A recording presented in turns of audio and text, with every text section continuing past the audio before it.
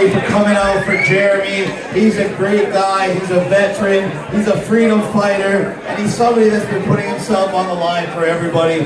So give yourselves a round of applause for coming out for Jeremy, and let's raise him some money tonight.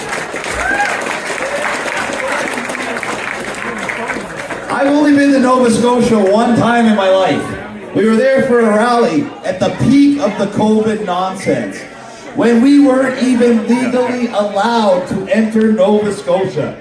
We had to get somebody, a veteran by the way, to drive from Nova Scotia into New Brunswick.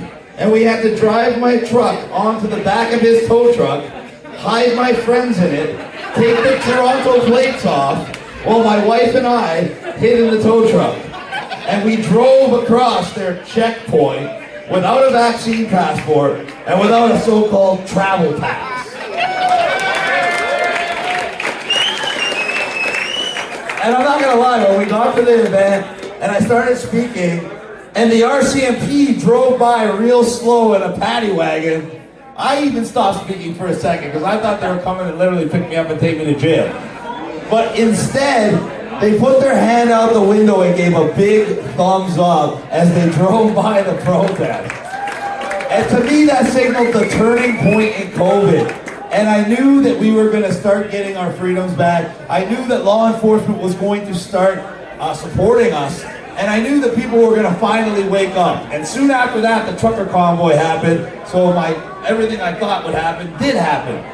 But now we're at a point where, yes, we got most of our freedoms back, but no, we didn't get our country back. And no, they haven't stopped what they're doing. They've just changed tactics yet again.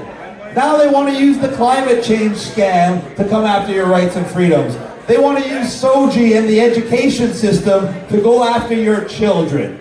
And they want to install a left-wing, communist-style mayor in Toronto, the largest city in Canada, the most powerful city in Canada, and one of the most important cities in the globalist World Economic Forum agenda. Why? Because they know if they can take over Toronto, they can take over the rest of Canada. And John Tory, being John Tory, gave us the best opportunity we have had since the start of this pandemic. Getting somebody like me into the mayor's office not only unites the entire freedom movement, it doesn't just unite all of Toronto in the GTA, it is going to inspire similar style political populist movements all around Canada, all around the United States, and eventually all around the world. This mayoral election can be the most important election in our lifetime. It can literally change the course of history for the entire world. And I do not say that lightly. I do not say that because I am participating. I am participating because that is the reality of this situation. When we win this election, and we will win this election, I will set a new standard for so-called public servants. We will set a new standard for efficiency. We will set a new standard for reaching out corruption. And we will set a new standard of living for this city. No more are we going to see, year after year, a bigger government and a higher cost of living. We are going to stop that dead in its tracks, and we are going to put Toronto and Canada back on a path towards greatness. 30 years from now, we will look back on this moment, and your children will look at you and say, thank you for saving this city. Thank you for saving my future.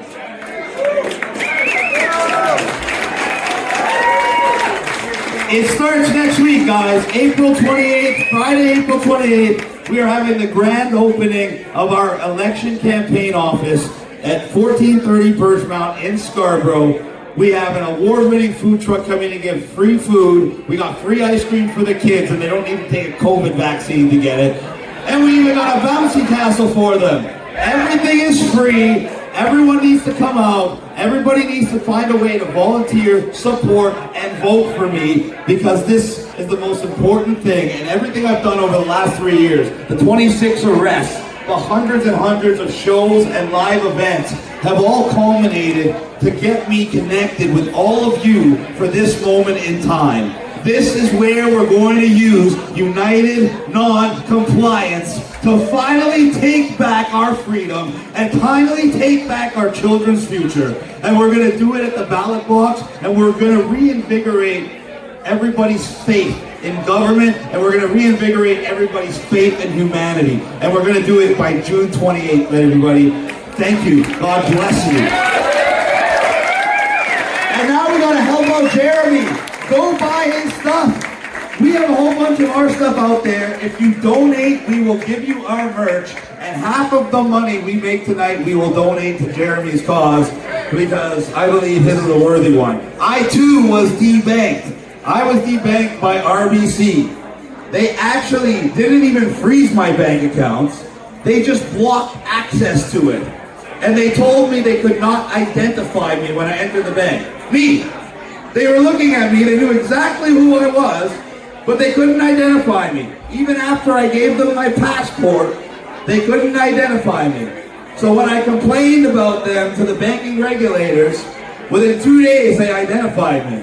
And then they asked me to close my bank accounts so that I would no longer be able to do business with RBC, who just happens to be shown on the World Economic Forum website. Ladies and gentlemen, this agenda will not stop unless you actively take action to stop it. And one way you're going to do that is supporting guys like Jeremy and supporting guys like me. Thank you, everybody. God bless you and your family. I love you.